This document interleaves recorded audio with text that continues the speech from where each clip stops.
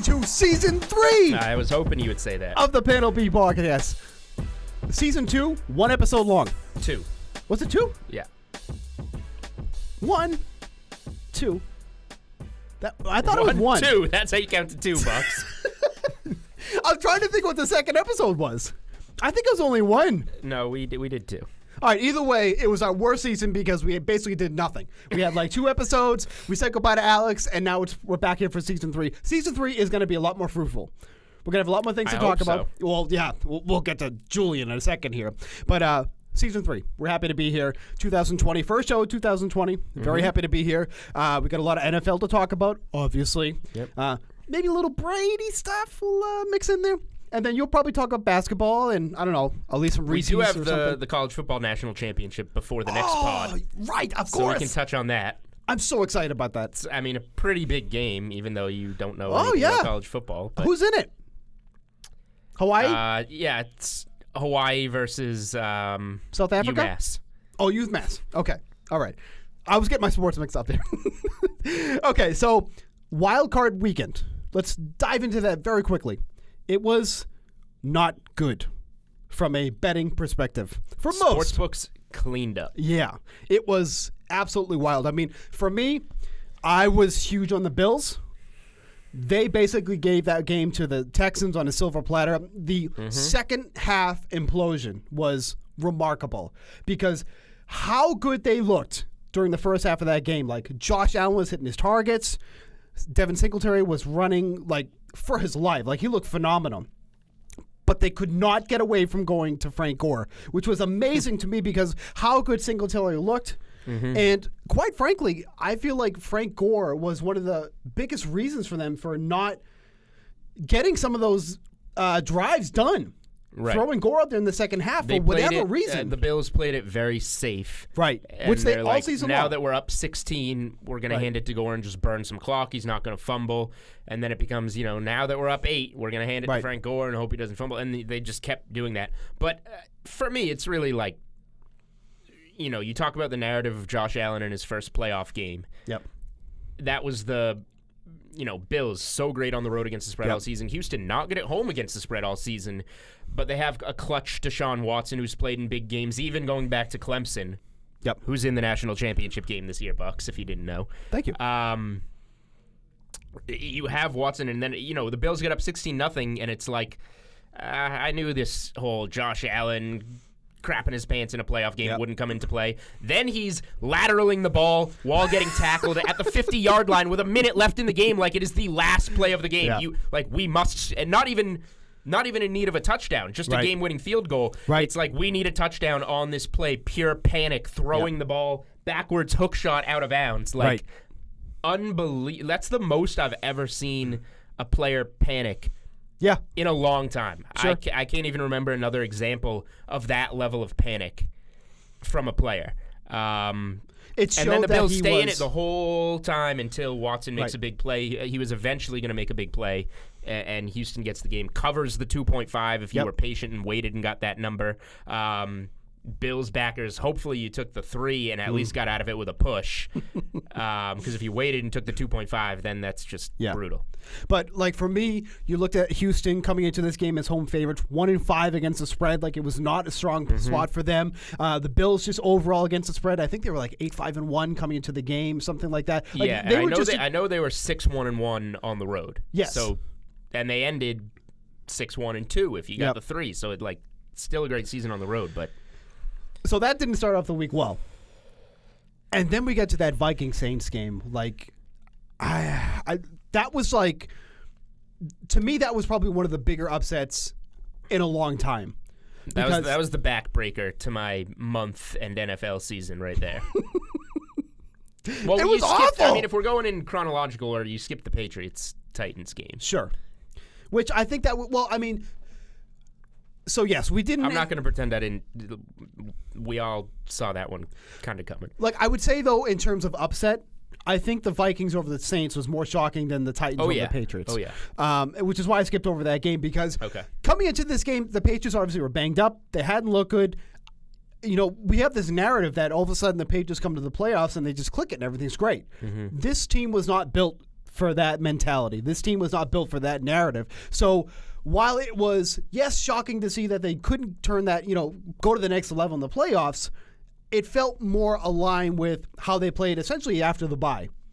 Because after coming out of that bye in Week 10, Brady's completion percentage was like 58%. Like, they just did not look good defensively, offensively. So, to me, that wasn't as big of a shock. The Vikings-Saints was the shock. No, I was saying it wasn't that much of a shock that Tennessee was in that one.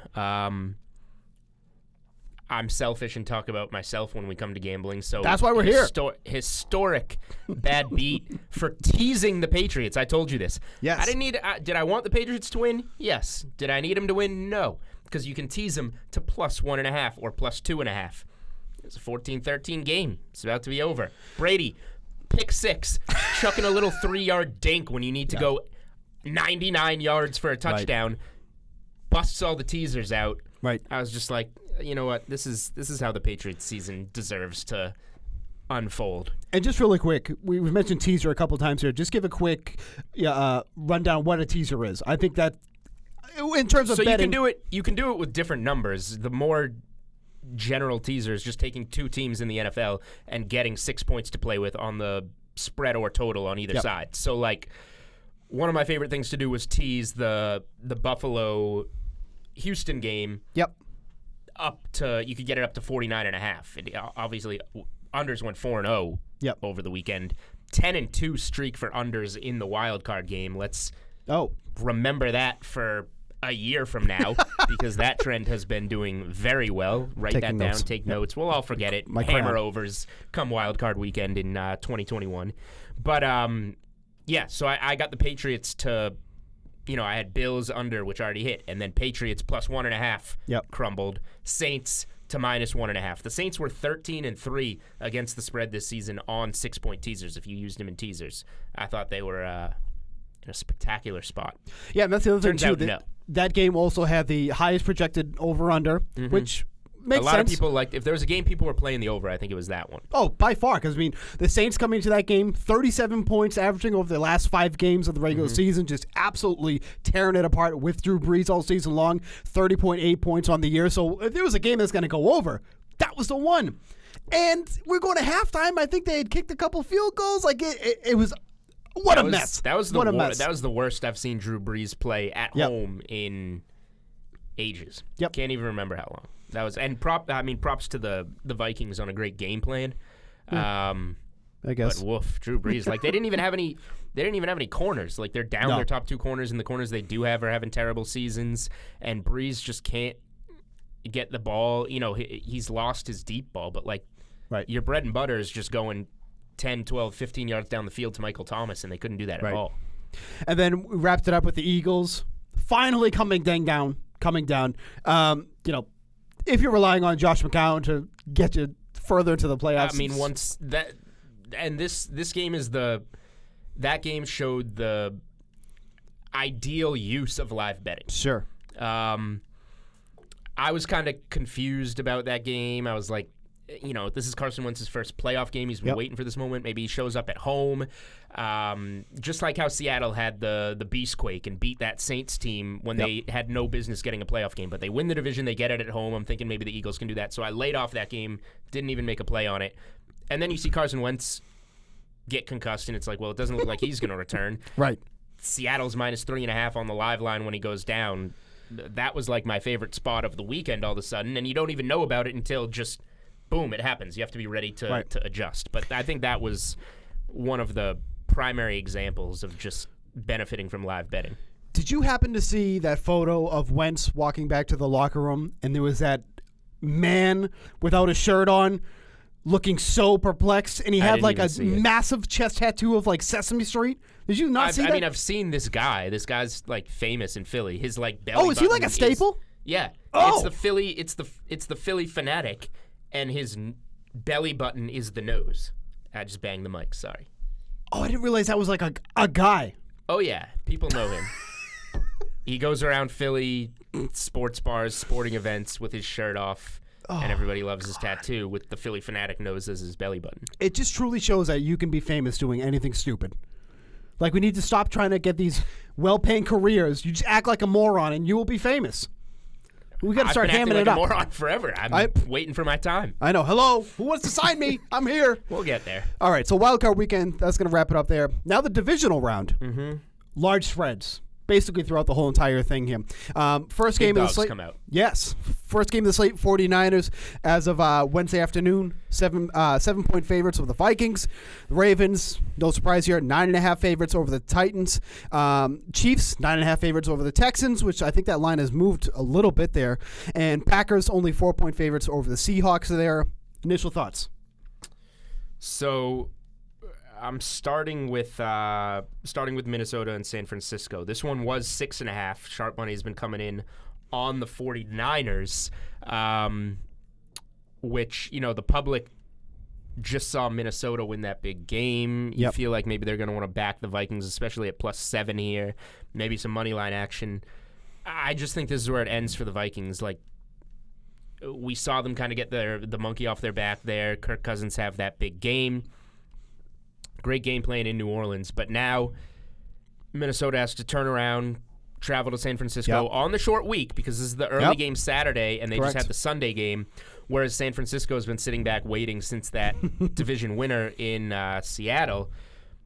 I think they're going to have a good game plan in this game. I think they're going to be able to limit San Francisco. San Francisco is going to be able to limit Minnesota much more than New Orleans was able to. And then you look at the Vikings here. Playing on the road, they're just terrible in the playoffs, and they got one. I know they got this one in New Orleans, but Vikings outdoor playoff games. Oh boy, 2-11 straight up and against the spread. What? In their last 13. This goes back to like the 90s.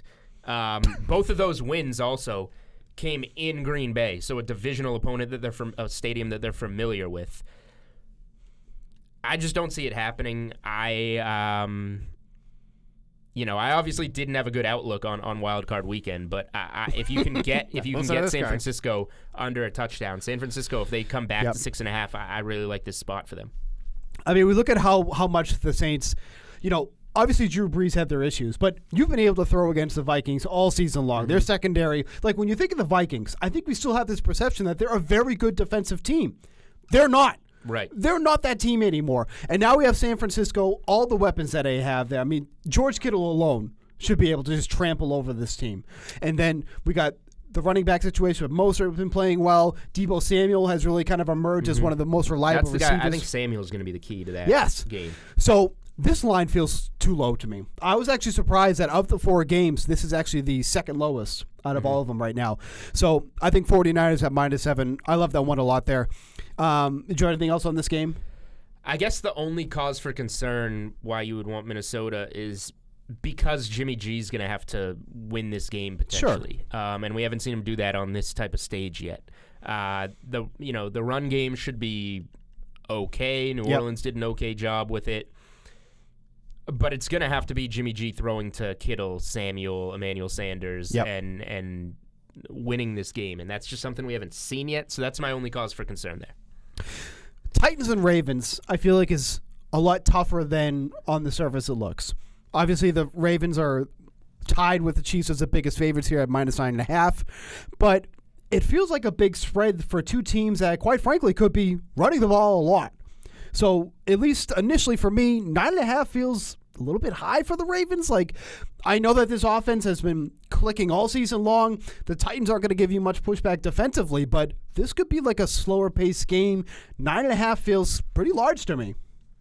I agree with that. But what I'm not going to do is bet against the Ravens this season. So at the same time, I'm not making Tennessee a play. But I'm not going to bet the spread in this game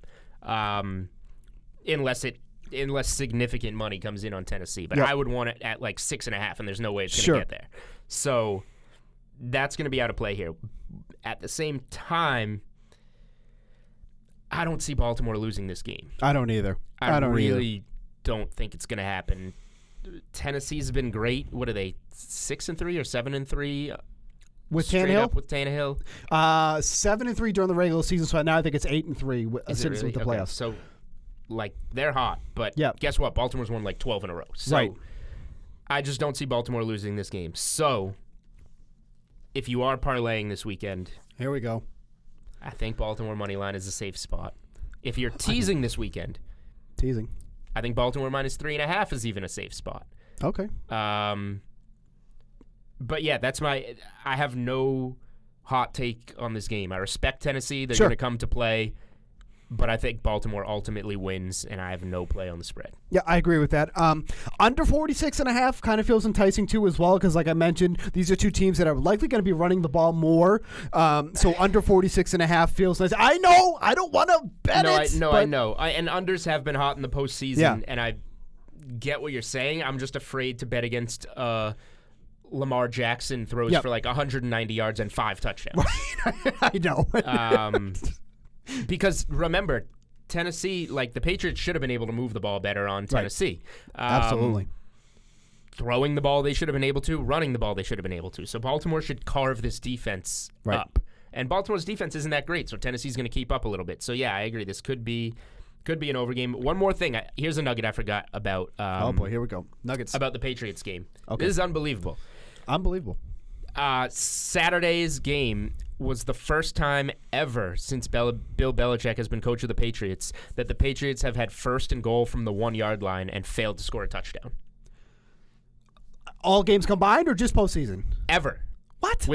Ever since Bill Belichick became the coach of the Patriots in 2000, every single time that they've gotten 1st and goal from the 1, they've scored a touchdown until Saturday night. I don't know how many times it is. 1st and goal from the 1 is like semi-rare. I think you're lying. But I'm not. Okay. Who said this? Who's the coward? I don't want to missource it. You find it. Because I feel like that's wrong. There's no way that's possible. It was the Globe or the Herald that had it. Two dopes. Dopes. I'm talking about newspapers. I'm justifying newspapers as dopes. I don't want to dig it up. It's going to take too long.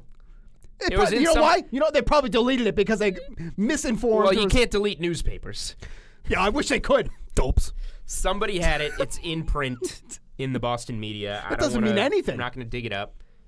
You know what it probably was? I trust it. You know Ben Volen, that clown? Might have been Volen. He's such a clown. Well, you can't lie about something like that. I hope Volen doesn't like DK. You're still a clown.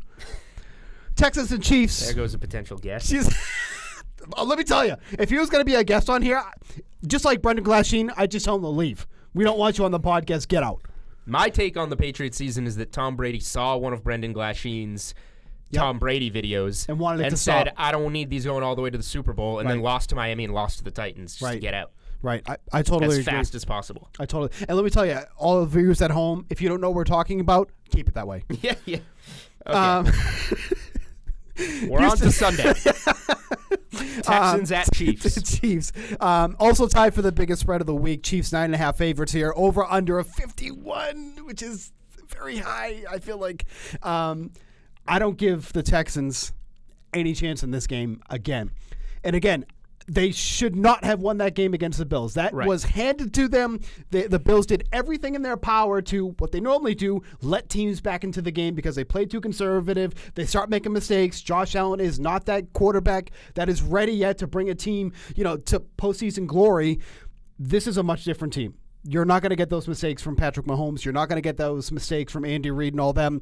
I don't give the Texans much of a chance here. Even if Will Fuller is active, which they're saying he is going to be active in this game, but he's, one downfield run from pulling a groin again, and he's out for the rest of the season because that's what he does. But, man, 9.5. We're talking about how that seemed big for the Ravens. This feels too low for the Chiefs. So I do like the Chiefs minus 9.5. I think that this should be a blowout spot. So the Chiefs defense has let me been stop good. you 1 second. How high would it get for you to take the Texans? Because for me, I feel like I would take this up to minus 11.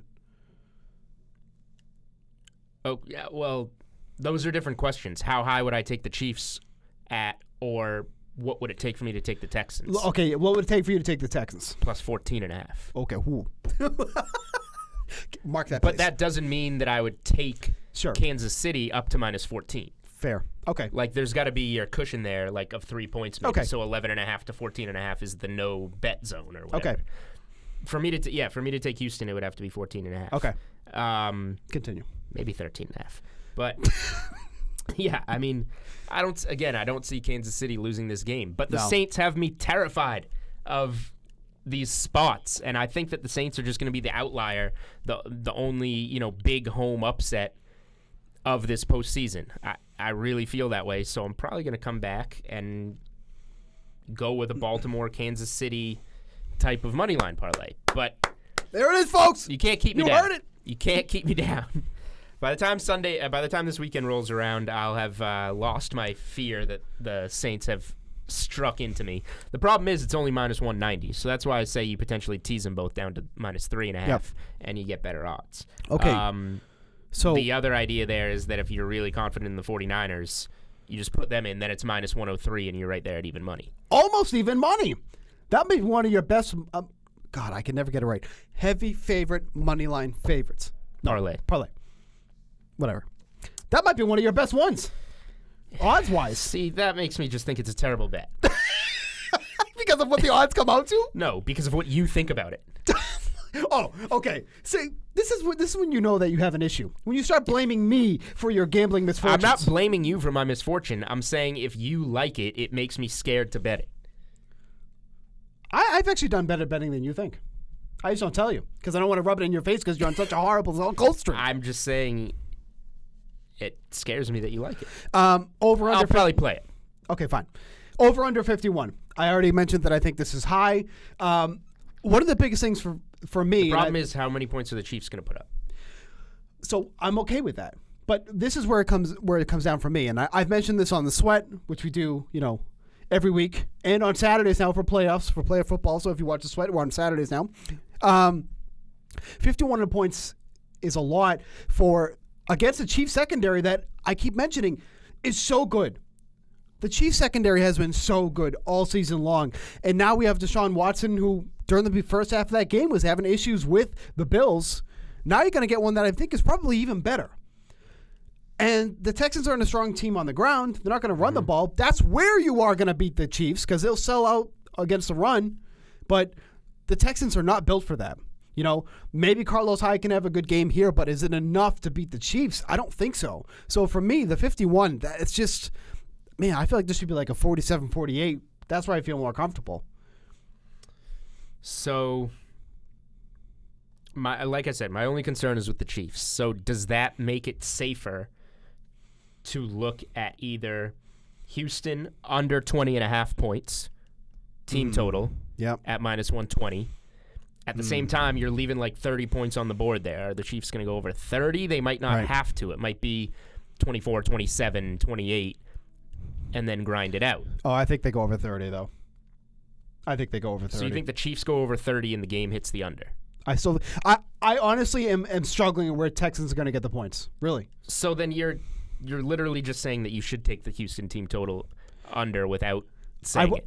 As you were saying it, I was liking it. The better bet is probably Houston under 20.5. So now if you are going to bet Houston under 20.5, that obviously means they can't score 3 touchdowns. 3 touchdowns gets you to 21. Unless you miss an extra point or failed 2-point conversion or whatever. But you can bet total touchdowns for Houston under 2.5. Problem is it's minus 159. You have to lay a lot of juice there. Right. So I think the bet that we like most from this game, it sounds like, is Kansas City minus 9.5 and Houston team total under 20.5. I like it. I do like that. Right. Real quick, we'll hit on the Seahawks and Packers. The reason why I don't want to hit this one too much, I'm having a hard time reading this game. I think these are two pretty evenly matched teams. Obviously, I think the Seahawks have the advantage in terms of the receivers. The running game, obviously, the Packers have the advantage here. So kind of, two opposing things here on offense. But this is really a hard one for me to get a hold from. And what kind of throws me off is how small of favorites the Seahawks were going into the game against the Eagles. A game that I thought they should have just kind of absolutely walloped the Eagles. Obviously how it turned out, I wouldn't say a lot of weird circumstances. And then they still only win by 8 against Josh McCown, which is a little concerning. So now they're 4-point underdogs, talking about the Seahawks here. I'm having a hard time reading this game. So at the same time, like, Seattle kind of plays down to its competition almost, which is weird to say in the playoffs, but like they're always in a one-possession game. So that I like Seattle +4 here. Okay. That's That's what I like. I like having that insurance on a field goal loss. I don't think I'm going to play them on the money line. I'll pick them in the game. If we're picking each game, it sounds like we both agree. San Francisco, Baltimore, Kansas City win. I like Seattle in this game. You look at their numbers on the season. Where are they? 8-1 straight up on the road if you include that playoff game. 6-2-1 against the spread on the road. Yes. They're a really good road team. They used to be known for the Legion of Boom, unbelievable 12th man home team. Yep. Now they're just a great road team. Now, at the same time, you can argue it both ways. The Green Bay is 7-1 at home, 5-3 against the spread at home. Yep. So they've been profitable there. Something just tells me it's going to be a close game, and I like Seattle. For me, this is a stay-away game overall until we get something, maybe some stuff during the week. The other thing is, too, is that Pete Carroll has mentioned that Marshawn Lynch, he feels, is ready now and is ready to take on a bigger role. We'll see if that actually translates into game action there, but, that would just bring a whole different dynamic to this offense now that they really didn't really have that against the Eagles. Not that you were really going to run against the Eagles anyways. They're actually one of the better run defenses in the league. And the Packers you can run against. Yes, you absolutely can run against the Packers. And they also don't have great corners, which is like... I know Tyler Lockett was a guy that both of us were really high on for fantasy purposes coming into the season. DK Metcalf has now become that number one receiver. He is that guy. And he's going to get, just physically, he's going to get some deep balls against smaller, less talented corners in this Green Bay game. Now, it's going to be cold. It's going to be snowy, so maybe it's more rare, and that maybe favors the home team with the ground game. Yep. But a couple big plays from DK Metcalf, I think, could really sway this game. And, of course, odds and lines are subject to change. See website for actual odds. If you or someone you know has a gambling problem and wants some help, you can call 1-800-GAMBLER. So that's going to wrap it up there for the NFL Divisional Round. What did you want to mention about basketball? I know you're like... I honestly don't even have anything basketball related right now. Maybe next week. However, this is our last podcast before the National Championship game. All right. Two quick things on it. The College Football National Championship game. Oh, yeah. Clemson, LSU. Hawaii's in that. Bucks will be placing a max wager on Hawaii. Yep. Maui. Real quick place. Before the game, DK Sportsbook has had first overall pick in the NFL draft up for at least a month now, I think. And for football. For football. Okay. And Joe Burrow, I looked at this one.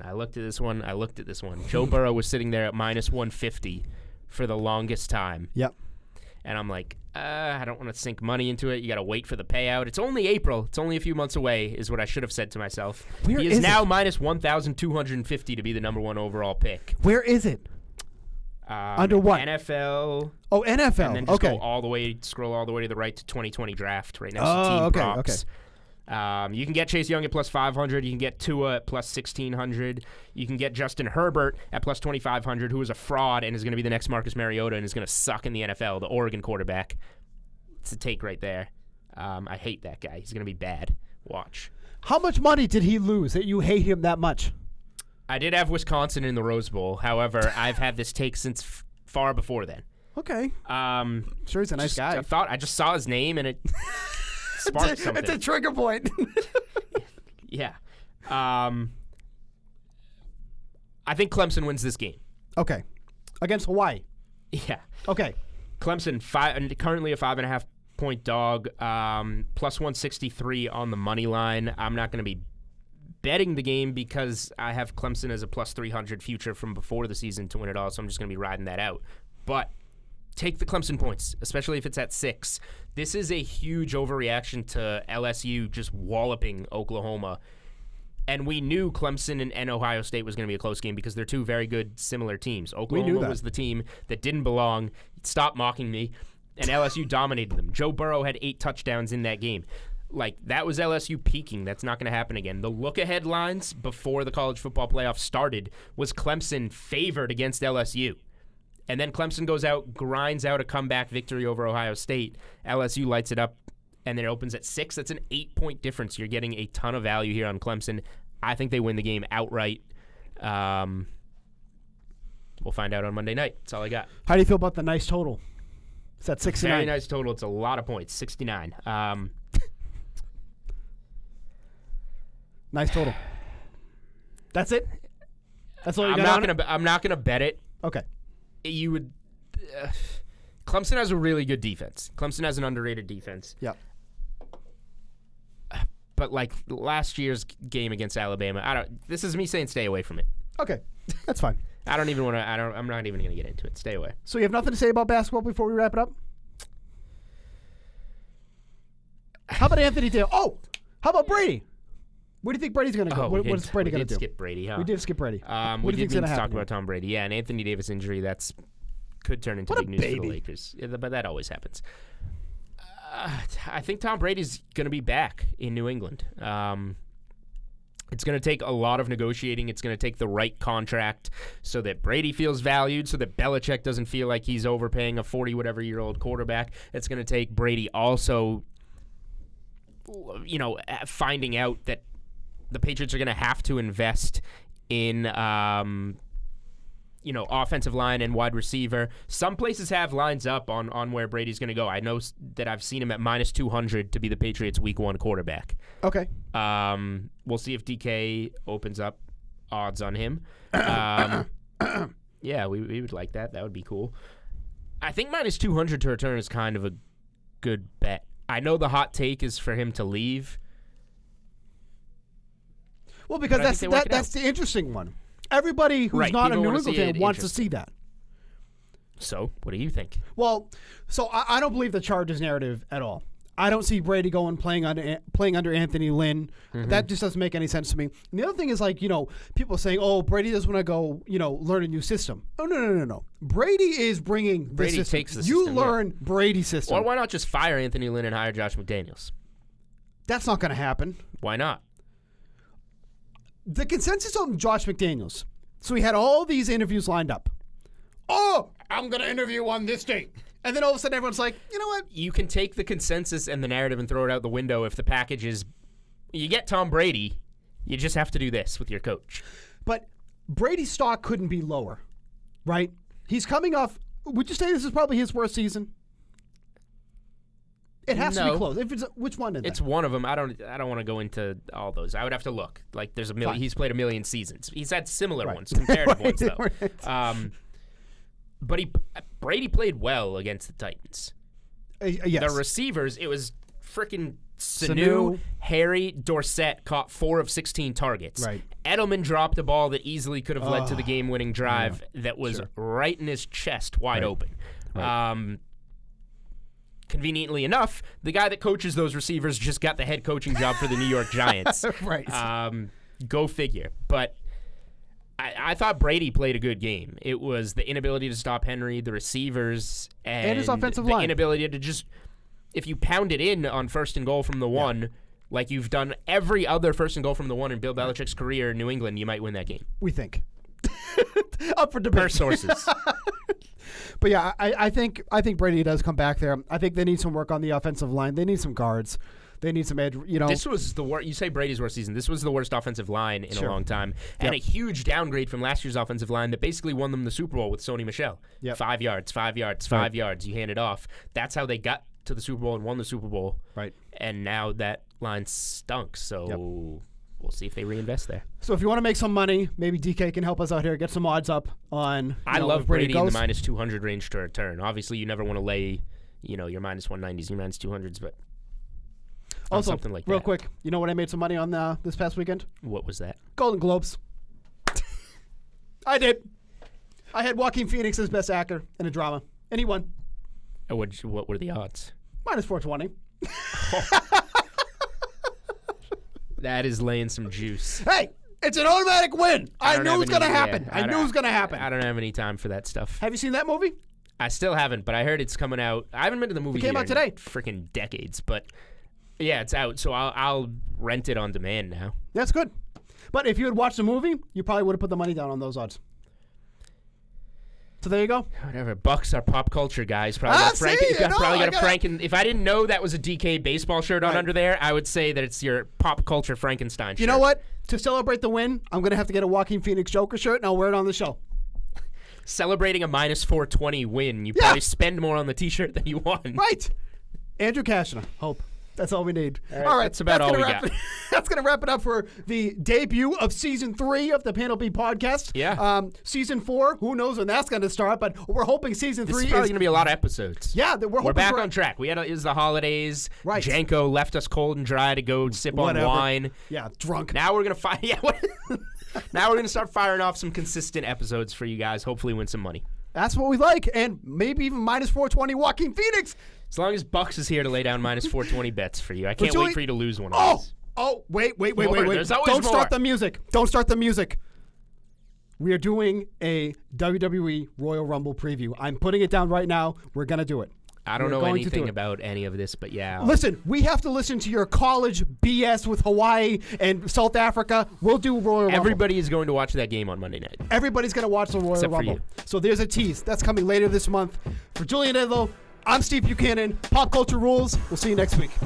Joker.